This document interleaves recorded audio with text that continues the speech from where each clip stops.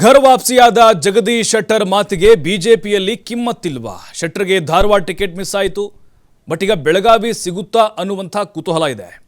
ಧಾರವಾಡದಲ್ಲಿ ಶೆಟ್ಟರ್ ಆಪ್ತರಿಗೂ ಸಿಗ್ತಿಲ್ಲ ಕವಡೆ ಕಾಸಿನ ಕಿಮ್ಮತ್ತು. ನೋಡಿ, घर ವಾಪಸಿಯಾದರೂ ಶೆಟ್ಟರ್ ಅವರು ಕಾಂಗ್ರೆಸ್ನಿಂದ ಮತ್ತೆ ಬಂದರು ಬಿಜೆಪಿಗೆ. ಆದರೆ ಮೊದಲಿನ ಥರ ಅವ್ರ ಮಾತಿಗೆ ಬೆಲೆ ಸಿಗ್ತಿದೆಯಾ ಇಲ್ವಾ? ಸಿಗ್ತಾ ಇಲ್ಲ, ಅವ್ರನ್ನ ಮತ್ತೆ ಸರಿಯಾಗಿ ನಡೆಸ್ಕೊಳ್ತಾ ಇಲ್ಲ ಅಂತ ಅನಿಸ್ತಾ ಇದೆ.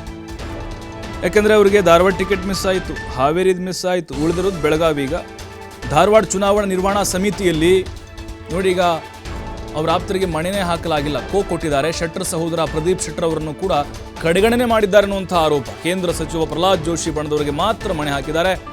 ಜಗದೀಶ್ ಶೆಟ್ಟರ್ ನಂಬಿ ಬಂದವರು ಅತಂತ್ರ ಸ್ಥಿತಿಯಲ್ಲಿದ್ದಾರೆ ಅನ್ನುವಂತಹ ಚರ್ಚೆ ಶುರುವಾಗಿದೆ. ಈಗ ನೋಡಿ, ಜಗದೀಶ್ ಶೆಟ್ಟರ್ ಅವರು घर ವಾಪಸಿ ಆದಮೇಲೆ ಅವ್ರ ಮಾತಿಗೆ ಕಿಮ್ಮತ್ತು ಕೊಡ್ತಾ ಇದ್ದಾರಾ ಇಲ್ವಾ? ಪ್ರಹ್ಲಾದ್ ಜೋಶಿ ಅವರದೇ ಮತ್ತೆ ಅಲ್ಲಿ ಅಬ್ಬರ ಶುರುವಾಗಿದೆ. ಶೆಟ್ಟರ್ ಅವರು ನಾಮಕಾವಸ್ಥೆ ಅಷ್ಟೇನಾ? ಮೊದಲಿನ ಥರ ಅವ್ರೇನು ಅಂದ್ಕೊಂಡಿದ್ರು, ಗೌರವಯುತವಾಗಿ ನಡೆಸ್ಕೊಳ್ಳಿ ಅಂಥೇಳಿ, ನಮಗೂ ನಮ್ಮ ಆಪ್ತರಿಗೂ ಕೂಡ ಸ್ಥಾನಮಾನವನ್ನು ಕೊಡಿ ಅಂತ. ಅವ್ರಿಗೆ ಟಿಕೆಟ್ ಬೆಳಗಾವಿಯಿಂದ ಕೊಡ್ಬೋದು, ಆದರೆ ಅವ್ರ ಆಪ್ತರು 43 ಸಮಿತಿಗಳು 195 ಜನರಿಗೆ ನೇಮಕ ಮಾಡಿದ್ದಾರೆ. ಅದರಲ್ಲಿ ಜಗದೀಶ್ ಶೆಟ್ಟರ್ ಆಪ್ತರಿಗೆ ಸ್ಥಾನಗಳೇ ಇಲ್ಲ, ಕೊಟ್ಟಿದ್ದಾರೆ. ಚುನಾವಣಾ ನಿರ್ವಹಣಾ ಸಮಿತಿಯಲ್ಲಿ ಪ್ರಹ್ಲಾದ್ ಜೋಶಿ ಅವರ ಆಪ್ತರದ್ದೇ ಮೇಲುಗೈಯಾಗಿದೆ.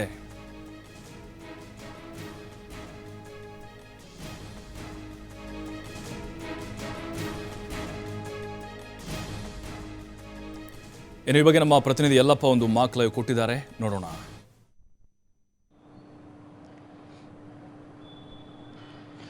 ಮಾಜಿ ಮುಖ್ಯಮಂತ್ರಿ ಜಗದೀಶ್ ಶೆಟ್ಟರ್ಗೆ ಕಳೆದ 2 ವರ್ಷದಿಂದ ಬಿಜೆಪಿಯಲ್ಲಿ ಏನು ಆಗಿದೆಯೋ ಒಂದೂ ಸಹ ಇಲ್ಲಿ ಅಂತ ಗೊತ್ತಾಗ್ತಿಲ್ಲ. ಈಗ ಎಲ್ಲ ಇದರಲ್ಲೂ ಸಹಿತ ಇವತ್ತು ಈ ಜಗದೀಶ್ ಶೆಟ್ಟರ್ಗೆ ಹಿನ್ನಡೆ ಆಗ್ತಿದೆ. ಕಳೆದ 2 ವರ್ಷಗಳಿಂದ ನೋಡಿದಾಗ ಇಲ್ಲಿ ಅಂತಂದರೆ ರಾಷ್ಟ್ರಪತಿಯ ಕಾರ್ಯಕ್ರಮ ಇರ್ಬೋದು, ಪ್ರಧಾನಿ ನರೇಂದ್ರ ಮೋದಿ ಅವರ ಕಾರ್ಯಕ್ರಮ ಇರ್ಬೋದು, ಇಲ್ಲಿ ಅಂತಂದರೆ ಕರೆದು ವೇದಿಕೆ ಹತ್ತುವಂತಹ ಸ್ಥಿತಿ ಇಲ್ಲಿ ಅಂದರೆ ಜಗದೀಶ್ ಶೆಟ್ಟರ್ಗೆ ನಿರ್ಮಾಣವಾಯಿತು.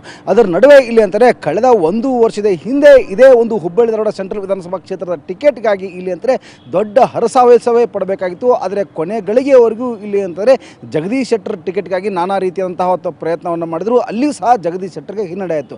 ಅದರ ಬೆನ್ನಲ್ಲೇ ಇಲ್ಲಿ ಅಂದರೆ ಜಗದೀಶ್ ಶೆಟ್ಟರ್ ಪರಾಭವಗೊಂಡ ನಂತರ ಇಲ್ಲಿ ಅಂತಂದರೆ ಅವರನ್ನು ಕಾಂಗ್ರೆಸ್ ಪಕ್ಷ ಪರಿಷತ್ ಸದಸ್ಯರನ್ನಾಗಿಯೂ ಆಯ್ಕೆ ಮಾಡಿತು. ಪರಿಷತ್ ಸ್ಥಾನಕ್ಕೆ ಇಲ್ಲಿ ರಾಜೀನಾಮೆ ಕೊಟ್ಟರು, घर ವಾಪಸಿ ಆದ ನಂತರ ಇಲ್ಲಿ ಅಂತಾರೆ ಜಗದೀಶ್ ಶೆಟ್ಟರ್ಗೆ ಸತತ ಮೇಲಿಂದ ಮೇಲೆ ಇವತ್ತು ಹಿನ್ನಡೆ ಆಗ್ತಾ ಇದೆ. ಯಾಕೆ ಇವತ್ತು ಜಗದೀಶ್ ಶೆಟ್ಟರ್ಗೆ ಮೇಲಿಂದ ಮೇಲೆ ಇವತ್ತು ಹಿನ್ನಡೆ ಆಗ್ತಾ ಇದೆ ಅಂತ ನೋಡಿದಾಗ ಇಲ್ಲಿ ಅಂತಂದರೆ ಮೊದಲು ಜಗದೀಶ್ ಶೆಟ್ಟರ್ ಟಿಕೆಟ್ಗಾಗಿ ಬೇಡಿಕೆ ಇಟ್ಟಿದ್ದು ಧಾರವಾಡ ಮತ್ತು ಹಾವೇರಿ ಲೋಕಸಭಾ ಕ್ಷೇತ್ರ.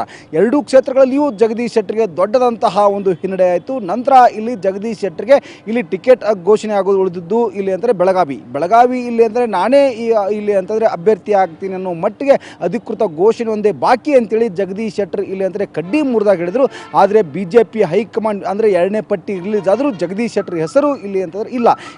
ಮತ್ತು ಈ ಒಂದು ಪಟ್ಟಿ ಏನಿತ್ತು ಅಂದರೆ ಆ ನಿರ್ವಹಣಾ ಸಮಿತಿಯ ಒಂದು ಪಟ್ಟಿ ಏನಿತ್ತು, ಆ ಪಟ್ಟಿಯನ್ನು ಇಲ್ಲಿ ಧಾರವಾಡ ಲೋಕಸಭಾ ಕ್ಷೇತ್ರದ ಇನ್ನು ಬಿಜೆಪಿಯ ನಾಯಕರು ಅದನ್ನು ಬಹಳಷ್ಟು ಗೌಪ್ಯವಾಗಿಟ್ಟರು.